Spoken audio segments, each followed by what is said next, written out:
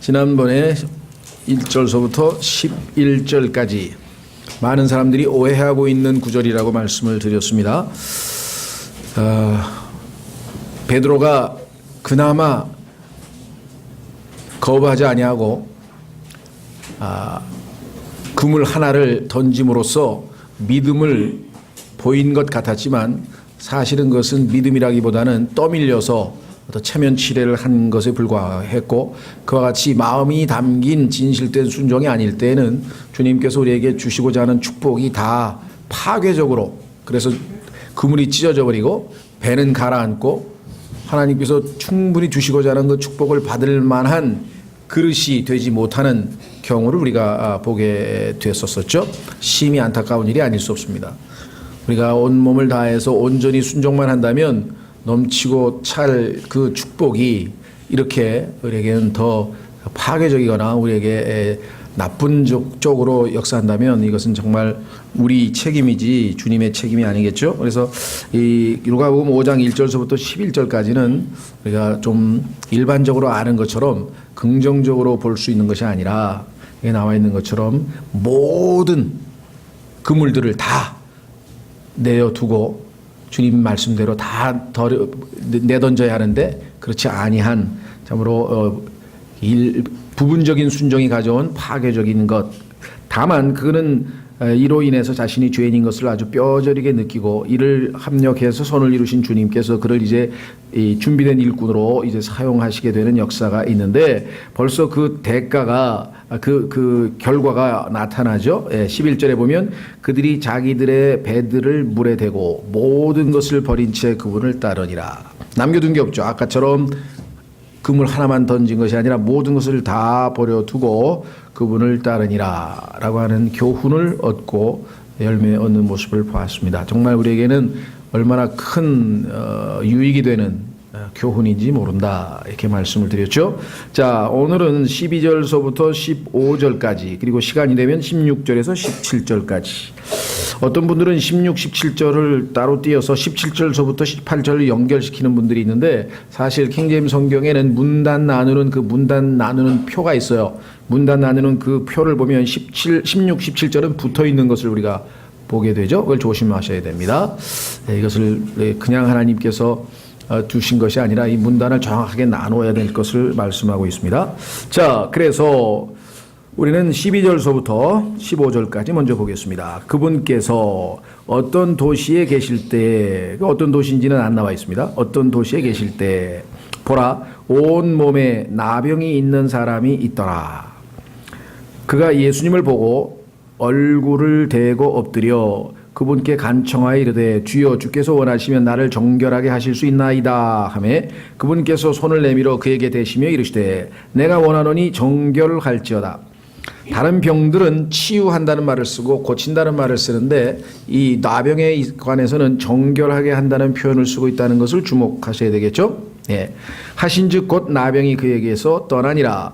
그분께서 그에게 명하사 아무에게도 말하지 말게 하시고 이르시되 가서 제사장에게 내 자신을 보이고 또 내가 정결하게 되었으므로 모세가 명령한 대로 예물을 드려 그들에게 증거로 삼으라 하시니라. 그러나 그분의 명성이 더욱 널리 퍼지매 14절에 나와 있는 말씀대로 안 했나 봐요. 그죠? 소문을 다 내버렸네요. 그래서 그러나 그분의 명성이 더욱 널리 퍼지매 큰 무리들이 함께 와서 말씀도 듣고 또 그분을 통해 자기들의 병약함도 고치려 하더라. 자, 여기까지가 지금 우리가 나병 환자를 정결케 하신 예수 그리스도의 아주 특별한 사역인데요. 예수님께서는 이제 침례를 받으시고 그 다음에 성령이 충만한 가운데 성령의 인도하심을 받아 마귀에게 시험을 받으시고 그 마귀에게 시험에서 승리하신 다음에 성령의 권능을 덧입고 드디어 이제 본격적인 사역을 하시는데 그 사역의 초점은 구약에 예언된 대로 이분이 자신이 바로 메시아시요 하나님께서 인간의 몸을 입고 이 땅에 오신 분이시라는 것. 그래서 자신이 바로 신성을 입은 하나님이라는 사실을 알리려면 메시아라고 하는 사실을 알리려면 구약에 예언되어 있는 메시아가 오시면 하게 될 일들을 직접적으로 보여주시는 일입니다. 그래서 나사렛 회당에 가서 이 초림하시는 예수님이 하셔야 될 일을 이사야서 61장에 나와 있는 것을 읽으시면서 이 예언이 오늘 너희들에게 성취되었다라고 선포를 하시게 됐고, 그 다음에 구체적으로 이제 질병 치유를 하시게 됩니다. 구약에서는 질병이라고 하는 것은 불순종으로 말미암아 생기는 것이고 죄로 말미암아 생기는 것이라고 하는 것을 다 이스라엘 백성들이 잘 알고 있기 때문에 그 질병 치유라고 하는 것은 단순히 그냥 병 고침으로 해서 고통에서 인간을 건져내줬다, 이 차원이 아닙니다. 전적으로 그런 차원이 아니라 훨씬 더 깊은, 다시 말하면 이분은 죄를 제거하실 수 있는, 죄 문제를 해결하실 수 있는 하나님의 메시아라고 하는 사실을 입증하시는 거죠. 그래서 드디어 이분은 사역의 첫 순간을 가르치는 사역으로 시작했고, 그 다음에 이제 자신의 예언이 성취된 것을 선포한 다음에, 그 다음에 이제 백성들에게 그 선포한 사실이 사실이라고 하는 것을 입증하기 위해서 첫 번째 부정한 영을 쫓았습니다. 악한 영들을 쫓는 사역을 첫 번째로 했고, 그 다음에 베드로의 장모 아내의 어머니를 고치는 일을 하셨고, 많은 병자를 고쳤고, 그 다음에 갈릴리에 가서 다시 프리칭 설교를 하셨고, 그 다음에 베드로를 지금 부르는 장면까지 우리가 봤습니다. 이렇게 해서 하나하나 사람들에게 이분이 자기 자신을 계시하심으로 이분이 누구신가를 알게 하려는 하나님의 의도가 숨어 있는 것을 보게 됩니다. 자, 오늘은 아주 중요한 시츄에이션인데요. 왜냐, 나병이라고 하는 것은 여러분도 아시다시피 성경에서, 나병이라고 하는 것은 성경에서 굉장히 중요한 의미를 갖고 있습니다. 자, 우선 여기 보시면 한 가지 이거는 그냥 참고사항인데요. 혹시 영어로 성경을 읽는 분들이 질문을 할까봐 미리 말씀을 드리는데, 12절에 보면은 and it came to pass라고 하는 말이 나오고요. 17절에도 and it came to pass라고 하는 표현이 킹제임스 성경에는 굉장히 자주 나와요. 굳이 얘기하자면 이런 일이 있었습니다. 어떤 일인고 하니 하고 설명이 나가는데, 이 표현이 좀 우리말로는 어색했는지 이걸 전부 다 삭제를 했어요. 저는 정말 이게 좀 안타까워요. 조금 어색하더라도 얼마든지 이거를 좀 살려야 되는데 이거를 왜 다 지워버렸는지 이해가 안 갑니다. 그러나 여기서 지금 제가 그 성경에 대해서 비판하고자 하는 얘기는 아니고, 이걸 얼마든지 살릴 수 있는 방도를 좀 강구해야 되겠다. 이 came to pass라고 하는 것은 하나님께서 뭔가 의도적으로 이러한 일이 일어나게 되었더라 하면서 뭔가 주의를 환기시키고자 하는 표현이거든요. 근데 왜 이 표현이 어색하다고 해서 우리말에는 굳이 있어도 그만 없어도 그만이라고 생각을 하셨던 것 같아요. 그냥 참고로 어떤 분은 이 came to pass란 말은 왜 없습니까? 이런 질문을 가끔가다 하시니까 제가 할 수 없이 이제 여기서 좀 답변을 한다고 생각을 하시면 좋을 것 같네요. 자, 그 다음에 여기 보시면 그분께서 어떤 도시에 계실 때 보라 온몸에 나병. 자, 이 나병이라고 하는 것은 출애굽기 4장에 처음 등장합니다. 어떤 방식으로 등장하느냐? 하나님께서 모세에게 표적을 주실 때 손을 품 안에 집어넣어라 했을 때 나병이 걸렸고, 그것을 빼내니까 나병이 걸렸고, 다시 집어넣었을 때 이제 치유됐죠. 그래서 기적적인 치유가 있을 것. 첫 번째, 하나님께서 이스라엘 백성에게 보여주신 표적은 하나님께서 이스라엘에게 주신 것인데, 이방인들에게 주신 것이 아니라 이스라엘과 하나님 사이에 주고받는 사인인데, 표적인데, 그 표적의 제일 첫 번째가 뭐냐, 바로 이 치유입니다. 근데 그 치유가 뭐냐, 다름 아닌 나병이에요. 나병은 아시다시피 죽음을 상징하고 죄를 상징하고 그 다음에 치유될 수 없는 것이고, 그래서 그 인간으로서는 인류 역사에 단 한 번도 그것이 치유된 적은 없습니다. 오늘날 한센병이라 그래서 한센시 병이라 그래가지고 이 그 진전을 멈추게 할 수 있는 치료 단계까지는 와 있지만 완치가 될 수 있는 병은 아니라는 사실을 여러분도 잘 알고 계실 겁니다. 자, 그래서 이 나병을 치유하도록 모세에게 기회를 주셨는데, 나중에 여러분 성경을 보시면 모세가 나와 같은, 그렇죠, 자기와 같은, 모세가 나와 같은 대언자 한 분이 오실 것이다 라고 얘기를 했는데 그 나와 같은 대언자가 바로 예수님이잖아요. 그러면 모세에게 첫 번째로 치유의 표적을 보여주셨다면 예수님께서 오셔서 보여주실 표적 역시 나병을 치유하는 표적도 들어있을 것이라는 것을 너무나 상식적으로 이해할 수가 있겠죠. 예.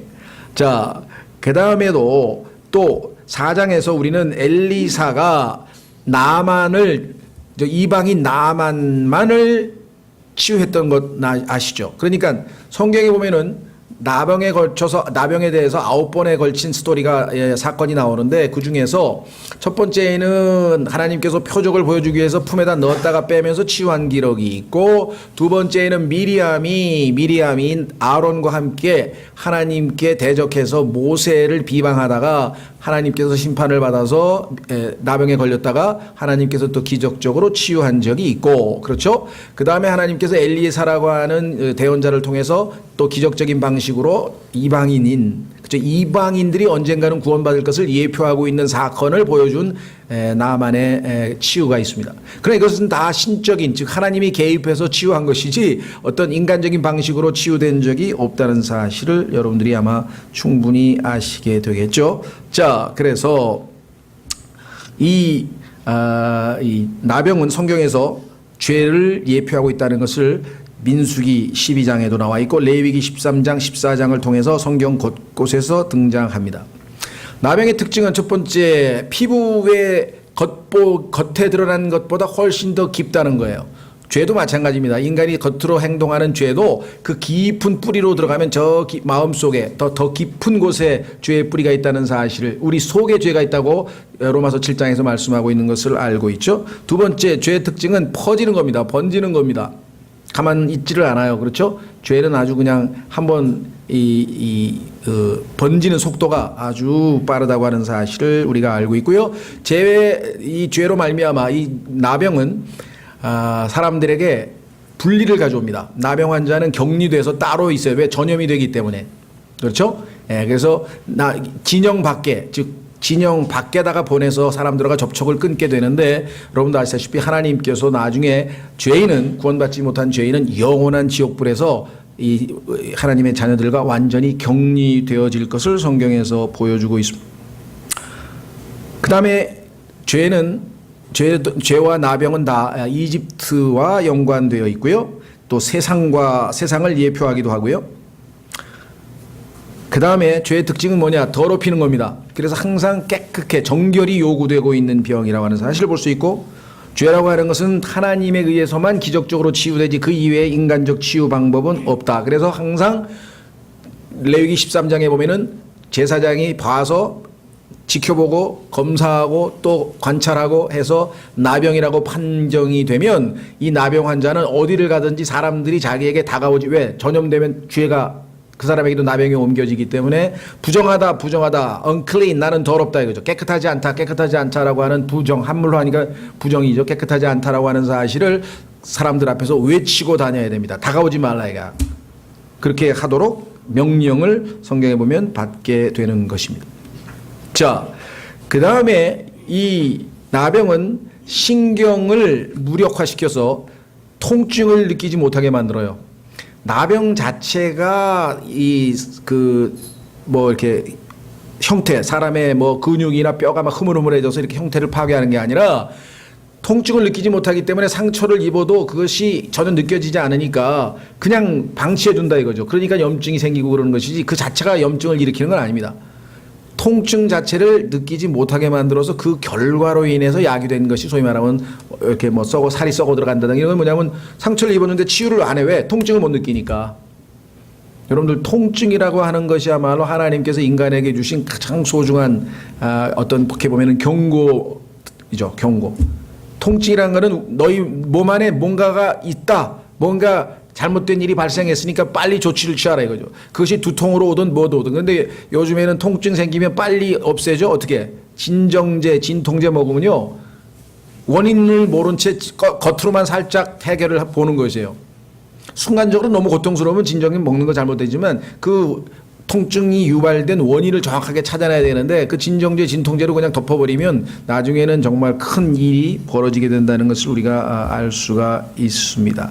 자, 그 다음에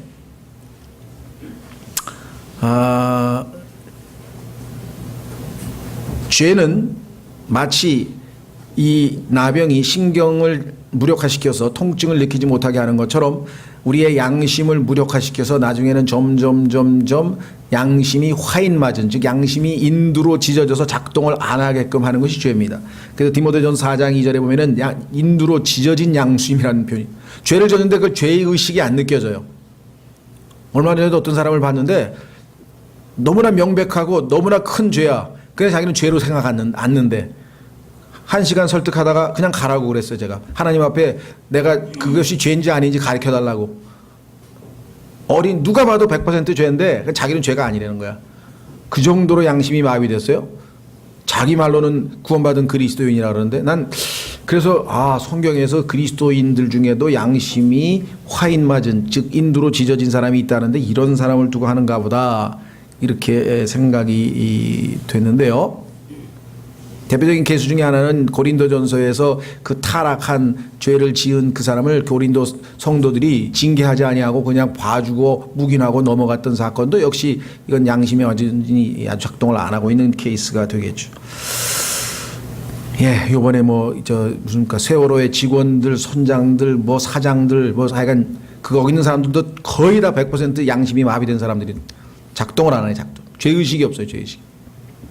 자, 그 다음에 짚고 넘어갈 것 중에 하나는 이 나병은 치료가 되면 그가 깨끗하게 됐다는 것을 입증을 제사장한테 가서 받아야 됩니다.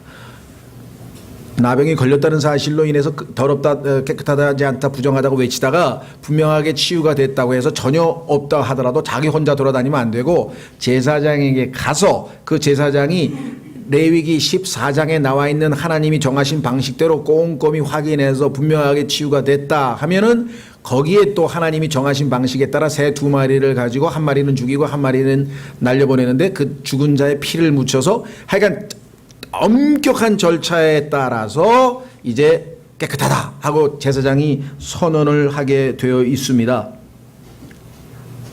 그런데 인류 역사상 제사장이 레위기 14장을 펼쳐서 깨끗하게 됐다고 하는 것을 확인해 본 적이 인류 역사 수천 년 동안 단 한 건도 없었어요.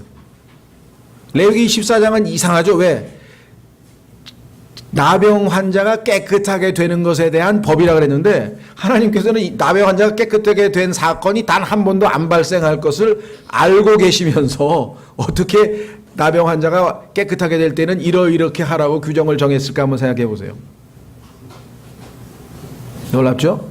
그런데 그 나병 환자가 깨끗하게 되는 그 방식이, 즉 속죄 헌물을 바쳐서 그 속죄하는 어토먼트, 속죄 헌물을 바쳐서 나중에 선언합니다. 깨끗하게 됐다고 선언하는데 그것과 예수 그리스도께서 우리를 구원함으로 우리가 완전히 칭의를, 깨끗함을 얻었다라고 하는 선포하는 것과 정확하게 예표적으로 일치합니다. 그래서 이 레위기 14장을 한번 자세히 공부해 보시면은요, 한 마리는 죽입니다. 예수님이 우리를 대신해서 죽죠. 한 마리는 날려보냅니다, 하늘로. 그런데 날려보낼 때 그 죽은 새의 피를 다리에 묻혀서 그 새를 날려보내요. 예수 그리스도께서 우리를 대신해서 한 마리의 새처럼 죽습니다. 그러나 그분은 부활하셔서 그 피를 여전히 지닌 채로 셋째 하늘로 갑니다. 그래서 그 셋째 하늘에 가신 예수님이 하늘에서 자신의 피를 통해 하나님 앞에 영원한 속죄 제사를 지냈다고 성경에 기록되어 있고, 히브리서 9장 10장에 따라서 하늘로 올라간 새는 예수 그리스도의 부활하신, 승천하신 예수님을 나타내요. 그러니까 레위기 14장은 차근차근 읽어보면은 예수 그리스도의 죽으심과 부활을 정확하게 예표하고 보여주고 있다는 사실을 우리가 확인하게 됩니다. 그래서 이 나병을 통해서 하나님께서 나병을 치유하심으로써 하나님께서 하시고자 하는 말씀이 정확하게 나와 있어요. 정확하게. 여러분들 얼마나 놀랐을까요? 자, 여기 보세요. 나병 환자가 있는데 예수님을 보고 얼굴을 대고 엎드려 그분께 간청하이르되, 분명히 나병 환자는 지나가면서 unclean 나는 부정하다 다가오지 마라 하면서 가야 되고 격리되어 살아야 하는데 어떻게 감히 예수 그리스도 앞으로 나왔을까? 이것도 신기한 일이고요. 그 다음에 예수 그리스도께서 주여 주께서 원하시면 나를 정결하게 하실 수 있나이다. 왜? 인류 역사상 인간으로는 치유된 역사가 없기 때문에 하나님만이, 문제는 뭐냐면 주님이 will, 하나님의 뜻이면, 하나님이 원하시면, 하나님께서 하시겠다는 뜻만 계시면 고칠 수 있다고 하는 신앙 고백을 했다는 거죠. 이 주여라고 하는 이 고백이 여러분들 누구든지 주의 이름을 부른 자는 구원을 받으리라 이렇게 성경에 나와 있는데요. 오른쪽에 달렸던 강도, 왼쪽인가 오른쪽인지 뭐 저도 기억이 잘 안 납니다만은 뭐 성경에는 오른쪽 왼쪽이 안 나와 있는 것 같아요. 근데 하여간 성경적으로 봤을 때는 오른쪽이 맞겠죠. 왜냐하면 성경에 사우스포에 대해서 우리가 배웠잖아요. 왼손에 대해서. 자, 오른쪽 강도가 예수님께 주여 하고 불렀는데 오늘 누가복음 5장 12절에 보니까 주여라고 불렀어요. 이 나병 환자도 예수님을 주여라고 불렀죠. 또 주여라고 예수님을 불렀던 사람이 누구냐? 사울입니다. 바울이 되기 전에 사울이 사도행전 9장 6절에서 하늘에서 주님의 음성을 듣고 눈이 먼 순간에 주여 뉘시니까 라고 불렀던 그 유명한 신앙 고백이 있죠. 주여 뉘시니까 라고 했던 그 유명한 고백이 또 있죠. 그러니까 구원에 앞서서 신약 성경에서 요구하는 구원의 첫 번째 단계는 뭐냐면 예수 그리스도가 주님이심을, 온 우주의 주인 되심, 주인이라고 하는 주님이라는 사실을 인정하는 것이 첫 번째라는 것이죠. 그렇죠? 그래서 누구든지 주라는 이름을, 주의 이름을 부르는 자는 구원을 받는다고 신약 성경에서 분명하게 말씀하고 있는 것을 보고 있습니다. 그런데 누가복음 23장에서도 주여 하고 불렀는데 킹제임스 성경을 제외한 모든 성경들에서 삭제시켰고, 사도행전 9장 6절에서도 삭제시키고, 그래서 죄인이 구원받는 장면에서 주님이라고 하는 신앙 고백을 다 삭제시켜버린 것이 엉터리 성서들이고, 올바른 성경은 이걸 그대로 유지하고 있는 아주 차이점이 있다는 사실을 우리가 꼭 기억을 해 두셔야 되겠죠. 그렇죠? 예. 자, 한 가지 덧붙여서 이 나병은요, 나중에 성경에 따르면 나중에 가면은 소위 말하면 그걸 그 대환란 때 이 나병은 다시 한번 아주 이 땅에 창궐할 것이다. 지금은 뭐 그렇게 구약 시대에 있었던 그 시대만큼 창궐하는 정도는 아닙니다. 지금 한센시병을 가지고 있는 사람은 있다 하더라도 지금의 그 전염이라고 하는 것이 그렇게 아주 광범위하게 퍼지는 정도는 아닌데, 이것이 아주 유행병처럼 퍼질 시대가 있어요. 이것이 뭐냐면 대환란, 즉 7년 환란 때인데 유다서 23절에도 나와 있고 베드로후서에도 나와 있고 계시록 16장에는 짐승의 표를 받은 자들에게 온몸에 종기가 생기는데 그것이 바로 이 나병일 가능성이 아주 높습니다. 그런데 성경에 따르면 나아만이 물속에 들어가서 침례를 받은, 물속에 들어갔다 나와서 나병이 치유받는 장면을 성경에서 보게 되죠. 그래서 틀림없이 계시록에서도 적그리스도에게 소위 말하면 짐승의 표를 받아서 이 나병을 얻은 사람들은 적그리스도가 보는 가운데 공개적으로 물속에 들어가 침례를 받음으로 예수님을 고백하고 순교당하면서, 치유받으면서 아마 순교당할 가능성이 높다, 이렇게 성경적으로 우리가 추정해 볼 수가 있습니다.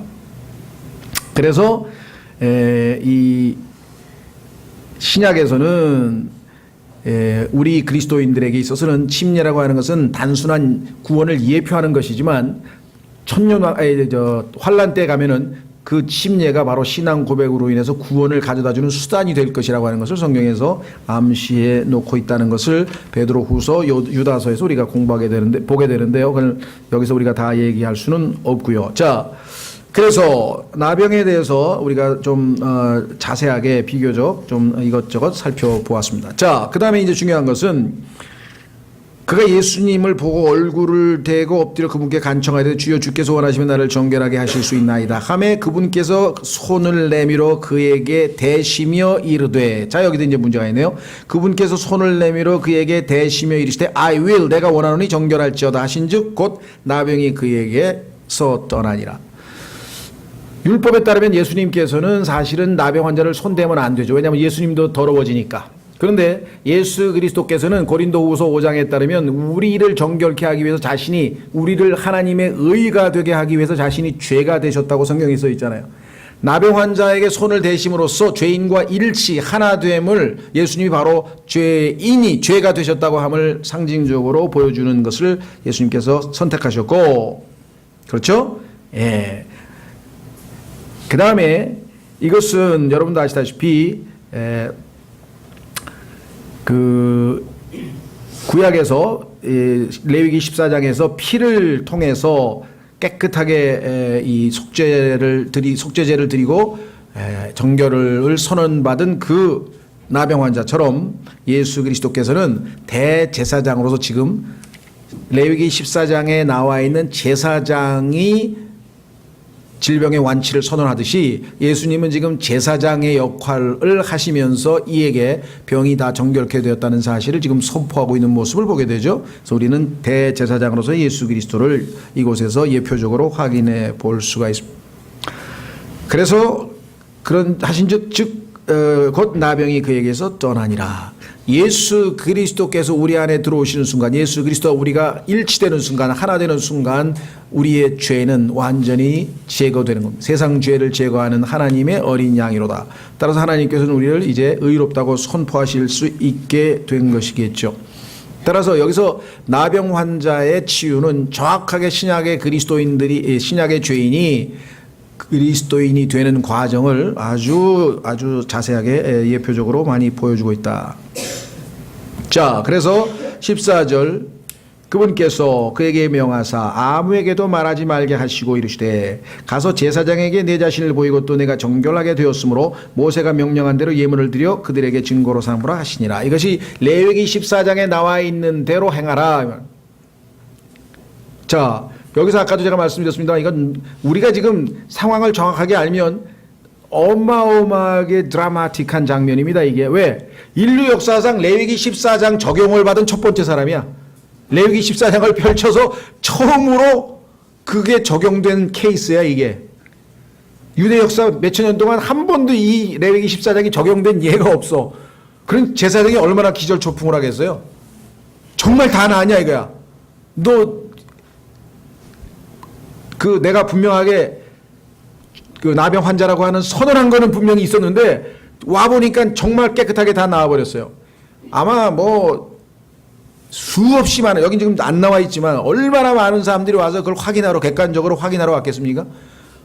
인류 역사상 처음으로 나병 환자가 치유받았다고 하는 증인이, 이 사람이 나타났으니 얼마나 엄청난 일이 벌어졌을 것인가 한번 생각을 한번 해보세요. 성경은 지금 단순하게 한마디로 써 있지만은 실제 상황을 한번 여러분들이 상상력을 발휘해 한번 생각해 보시라고. 레위기 14장은 이스라엘 역사 동안 단 한 번도 적용된 적이 없어요. 왜? 그런 사람이 없으니까. 그런데 어떤 사람이 와가지고 봐라 이거야. 난 다 깨끗해졌다. 레위기 14장 펴라 이거야 빨리. 그대로 해달라 이거야. 빨리 제사 드리겠다 이거야. 제사장이 얼마나 당황스러웠을까 한번 생각해 보시죠. 그렇죠? 그래서 드디어 확인해 보니 다 나은 거예요. 놀랍죠? 예. 자, 우리가 영적으로 우리에게 적용할 것은 뭐냐? 예수 그리스도를 믿고 깨끗하게 됐다. 다 나았다. 그거로 구원으로 끝난 거냐? 아니라 이 말이죠. 그 다음에 어떻게 되냐? 하나님 말씀대로 살라 이 말이죠. 가서 율법에 있는 그대로 행하라 그랬잖아요. 그대로 하라 그랬잖아요. 우리에게도 우리가 구원받은 다음에 제멋대로 이제 다 나았다 하고 그걸로 끝나는 게 아니죠. 하나님의 말씀에 따라 그대로 하라 이 말이죠. 순종하는 삶을 살라 이 말이겠죠. 얼마나 우리에게도 그대로 영적인 적용이 가능한 내용인지 모릅니다. 그렇죠? 예. 자, 한 가지 우리가 짚고 넘어갈 것은 그분께서 그에게 명하사 아무에게도 말하지 말게 하시고 라고 했을 때 15절 그러나 그분의 명성이 더욱 널리 퍼지며 큰 무리들이 함께 와서 말씀도 듣고 또 그분을 통해 자기들의 병약함도 고치려 하더라. 자, 이 두 가지를 잘못 적용하면요. 아무에게도 명하지 말라 그랬는데 그냥 예수님 때문에 나 병 고쳤다고 막 여러 곳에다 다 얘기를 했단 말이죠. 그러면 예수님께서 14절에 말씀하시는 게 구원 간증하지 말라는 뜻인가요? 그런 뜻은 아니죠. 구원 간증하지 말라는 뜻은 아니란 말이에요. 그런데도 사람들은 엉뚱한 해석을 하려고 하는 경향이 있고요. 그 다음에 그러면 15절에서 널리 알려가지고 수없이 많은 사람들이 와서 말씀을 듣고 그분을 통해 자기 병약함도 고쳤으니 이 사람은 불순종을 통해서 하나님께서 영광을 돌린 거냐? 또 이렇게 해석이 되는 거 아니에요? 그렇죠? 불순종을 통해서 영광을 돌립니까? 아닙니다. 이거 굉장히 조심해야 돼요. 불순종했지만 불쌍한 자들을 하나님은 고쳐주셨을 뿐 이것을 하나님께서 억셉트 하시는 건 아니에요. 왜? 누가복음은 예수 그리스도께서 참 인간으로 오셨음을 우리에게 가르쳐 주시는 겁니다.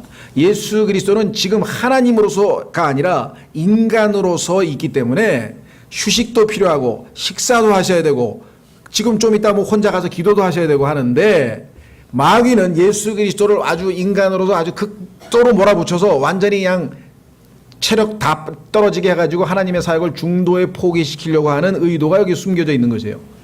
우리의 불순종을 하나님께서는 선으로 바꾸시긴 했죠. 그러나 실제적으로는 굉장히 조심스럽다 이 말이에요. 왜? 마가복음 1장으로 가보세요. 마가복음 1장에 가시면 이렇게 사람들이 전부 다 알려가지고 환자들이 너무 많이 와서 예수님이 식사도 못했다고 써 있어요. 인간이신 예수님이 식사도 못할 정도가 되면 어떻게 되겠냐 이게 휴식도 못하면. 그렇죠? 자, 마가복음 1장 34절 새벽에 아직 날이 밝기 훨씬 전 아니야.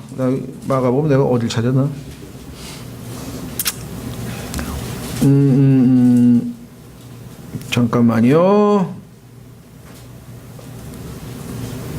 14장 23절 죄송합니다. 마태복음 14장 23절 같은데요. 마태복음 14장 아닌데 이것도 잠깐만요.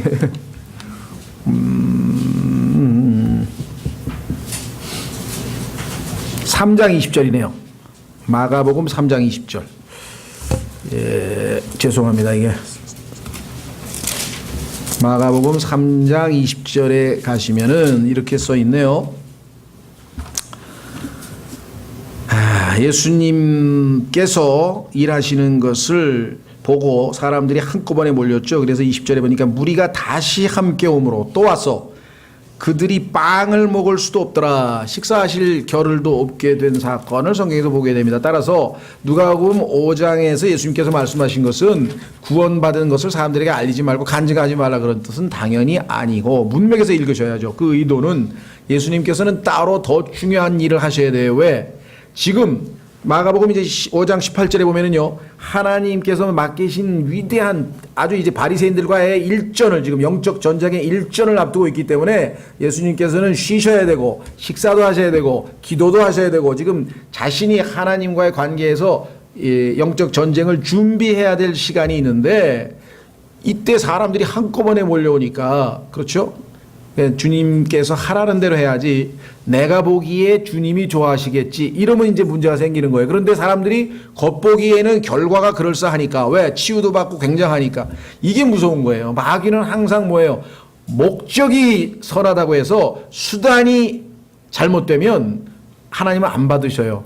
그런데 사람들은 목적은 수단을 정당한다고 생각하는 거예요. 그래서 이게 좋은 일이니까 좀 편법을 쓰면 뭐가 나쁘냐. 공산당에서 공산당 혁명을 완수하기 위해서 그렇죠? 예, 부모님을 고발하는 게 뭐가 나쁘냐 이거죠. 인륜을 저버려도 상관없다. 가톨릭도 마찬가지.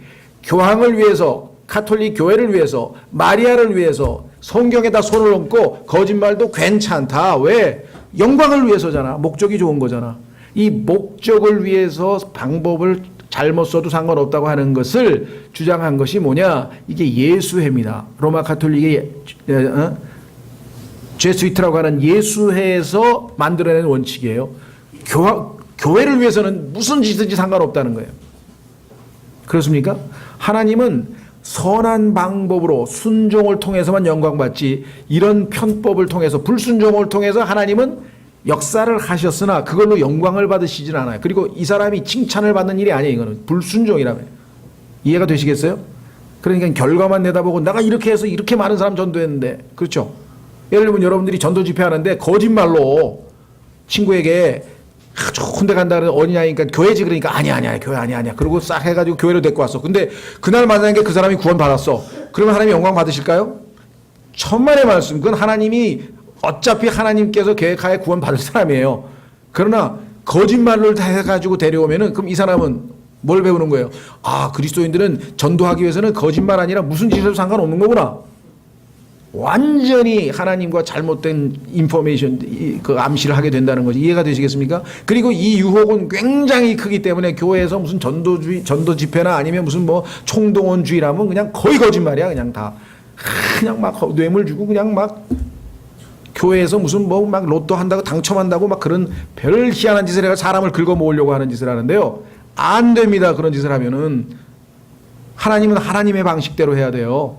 안 오더라도 정직하게 얘기해야 돼요. 그래서 성령께서 마음을 움직이면요, 그냥 짐 싸가지고 골프장 갈 사람도 가다가 돌아와요. 왜? 하나님이 마음을 바꾸시고 가다가 돌아온다니까, 기도하면. 그게 하나님의 방식이지. 예? 골프채 뺏어가지고 그냥 막 어디다 숨겨놓고 봐, 없잖아. 막 이렇게 해가지고 교회로 데리고 오면 그거 잘하는 거 아니에요. 조심하세요. 실제로 그런 일이 얼마나 지금 이 교회에서 많이 일어나는지 몰라요. 그렇죠?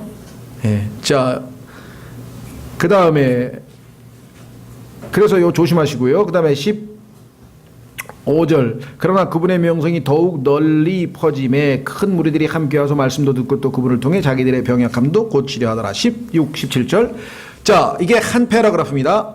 그분께서 광야로 물러가서 기도하시더라. 정말 예수님은 인간으로서 하나님 앞에서 자신의 나약함과 있는 모습 그대로 제한된 환경에서도 주님을 순종하는 거예요.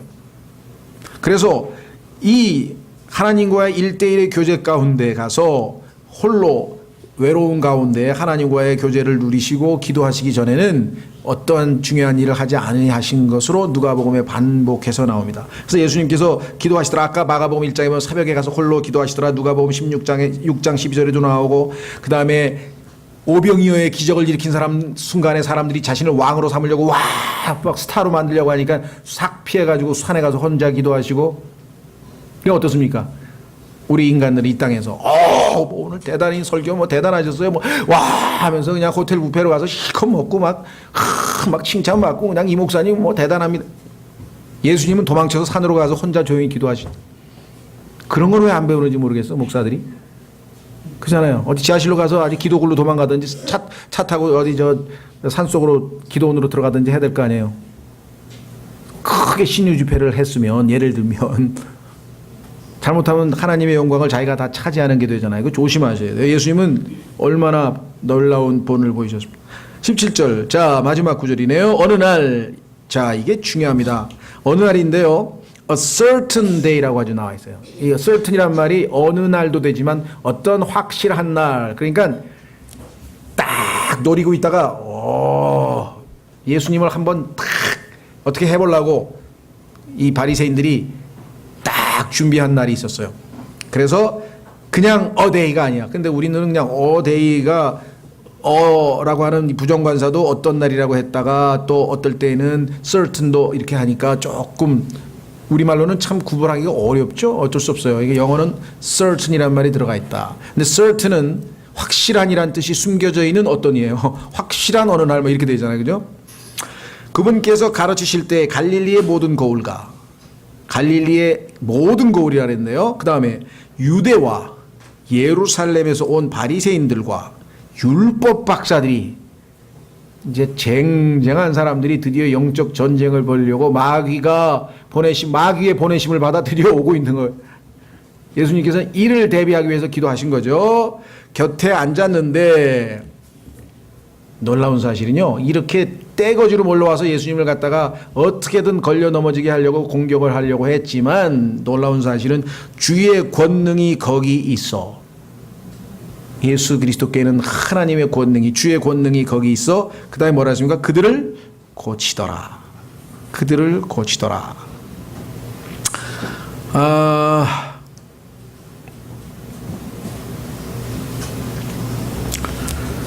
17절도요. 자꾸만 제가 이 번역에 뭘 자꾸 토를 다는 것 같아서 참 마음이 불편한데 다시 한번 하나님과 여러 증인들과 제 양심에 볼 때 이 성경의 흠을 내려고 하는 게 전혀 아니라는 사실 다시 한번 꼭 말씀을 드립니다. 왜냐하면 여기 나와 있는 to heal them이라고 하는 것이 소위 말하면 to 부정사의 결과용법으로 해서 있어 그들을 고치더라 해서 정말 고침을 받은 거냐. 이 그들이 누구냐면 그 바리새인들하고 그 사람들 아니에요. 그런 게 아니라 주의 권능이 거기 있어 그들을 고칠 수 있는 권능이 거기에 있더라. 그러니까 이 사람들이 순종하고 마음만 열면 얼마든지 고칠 수 있는 거죠. 그렇죠? 근데 실제적으로 결과적으로 사복음서를 읽어봤을 때 이들이 고침을 받지 못했다는 것을 우리가 알 수 있죠. 무슨 말 이해가 되세요? 이 율법 이런 사람들이 여기서는 지금 영적인 치유를 얘기하는데 이 사람들 아픈 사람 온 거 아니에요. 지금 영적으로 병든 사람 온 거 아니에요. 자, 요한복음 9장 한 구절 확인해 보겠습니다. 그래서 이 문장도 제가 볼 때는 주의 권능이 거기 있어 그들을 고치더라고 하는 결과용법보다는 그들을 고칠 수 있는 고칠 권능이 거기 있더라. 이렇게 해서 그 결과를 이렇게 단정적으로 말하는 것은 조금 아닌지 않는가. 제 생각은 그렇습니다. 이건 뭐 개인적인 생각이니까 참조로 하시고요. 자, 요한복음 9장으로 보십시오. 실제로 바리새인들은 영적인 고침을 받지 못했습니다. 요한복음 9장 39절. 요한복음 9장 39절. 예수님께서 이르시되 내가 심판하려고 이 세상에 왔으니 이것은 보지 못하는 자들을 보게 하고 보는 자들을 눈 멀게 하려 함이라 하시매 그분과 함께 있던 바리새인들 중에 어떤 자들이 이 말씀을 듣고 그분께 이르되 우리도 눈 멀었느냐? 자신들이 눈 멀었다는 것을 인정하고 주여 우리의 눈을 열어주십시오. 이러면 고쳐주실 텐데 능력이 있으시니까 파워가 있으니까. 그런데 이 사람들은 영적인 거하고 물질적인 거하고 혼동해서 아니 난 지금 눈을 멀거리 뜨고 있고 1.0, 1.2인데 왜 그러지? 이러고 있는 거예요 지금. 예수님께서 기가 막혀가지고 예수님께서 그들에게 저기도 그랬죠. 니고데모도 바리새파니에요. 그러니까 뭐라 그랬어요? 엄마 뱃속에 또 들어가라고요? 바리새인들은 정직해서 좋으네. 예. 나 같으면 야 이거 뭐 굉장히 무슨 뜻이 있나 보다 뭐 영적으로 괜히 여기서 무식하게 한마디 잘못했다가 망신당하느니 입 다물고 있자 그럴 텐데 이 사람들은 뭐 그냥 예수님이 지금 영적인 깊이 있는 얘기를 하는데 무슨 눈 다 보는데 회장님이냐 그러고 막 헛소리를 하고 있어요. 뱃속에 들어가야 되냐 그러고 정직해서 좋아 정직해서. 자, 예수님께서 그들에게 이르시되 너희가 눈 멀었다면 너희에게 죄가 없으려니와 너희는 육체적인 눈은 멀쩡히 뜨고 있지. 지금 그렇죠? 지금 너희가 우리는 본다 말하므로 그런데 영적으로는 지금 장님인데 본다고 하니까 너희 죄가 남아있느니라. 성경에 보면 영적인 것과 육적인 것을 혼동하는 사람들이 많이 있죠. 예. 그래서 제달 중에 어떤 사람들이 저희 부모님이 돌아가셨는데 가서 장사 지내고 와야 될 것 같습니다. 그랬더니 죽은 자들로 하여금 죽은 자를 장사 지내게 하고 너는 나를 따르라. 앞에 죽은 자는 뭡니까? 예. 영적으로 죽은 자들이 진짜 육적으로 죽은 자를 장사 지내게 하고 영적으로 살아있는 너는 신경 쓰지 말고 나를 따르라. 그 말씀을 하신 거 아니에요? 예수님께서. 이해가 되시겠어요? 예. 그래서 이 누가복음에 나와 있는 것들도 바리새인이나 이렇게 예수님을 공격하기 위해서 흠을 잡기 위해서 찾아온 자들도 정말 예수님은 언제든지 치유할 수 있는 권능이 있으신 분이었는데 마음문을 열고 예수님을 받아들이지 않았기 때문에 실제적으로는 우리가 바리새인들이 가장 완악했던 자들임을 성경을 통해서 우리가 확인할 수 있죠. 그렇죠? 그래서 제가 그런 좀 언급을 한 것입니다만은 제가 100% 옳다고 한 건 아니고 여러분들도 스스로 한번 생각해 보시고 그건 뭐 여러분 각자가 한번 생각을 해 보시면 좋겠네요. 다음 시간에는 이제 드디어 마비병에 걸린 사람. 자, 나병은요 더럽혀져서 깨끗함을 입어야 될 병이고요. 마비라고 하는 것은 죄가 가져온 무기력함을 얘기합니다. 죄가 가져온 무기력함. 마비가 돼서 아무것도 못해. 하나님이 기쁘시게 할 수 있는 능력이 없어. 왜? 육신은 하나님을 기쁘시게 할 수 없나니 로마서 8장에 나와 있는 그 말씀이 여기에 그대로 정난하게 드러나고 있죠. 다음 시간에 누가복음 5장 18절서부터 살펴보겠습니다. 이 시간 오늘 주신 말씀을 통해서 우리의 죄들, 우리의 나병 여기에 보면은요 한 가지 제가 짚지않았는데 12절에 온몸에 나병이 있는 사람이 있더라. 사실 이것도 제가 볼 때는 full of leprosy가 온몸에냐 제가 볼 때는 이게 그 병이 완전히 깊더라 이런 뉘앙스지 온몸에 조금 저로서는 나병이 몇 군데 아니고 온몸에 다 있다 이렇게 해석해도 잘못된 건 없어요. 그러나 이제 full of leprosy 했을 때에는 이 몸에 풀이 붙어 있는 게 아니라 레프로시 자체가 완전히 그냥 이 사람을 거의 장악해 버렸다라고 하는 뉘앙스도 있다는 것을 좀 염두에 두시면 좋겠습니다. 우리가 정말 머리끝서부터 발끝까지 죄로 완전히 더럽혀지고 물들었던 우리를 예수 그리스도의 보배로운 피로 정결케 해서 구원해 주신, 그죠?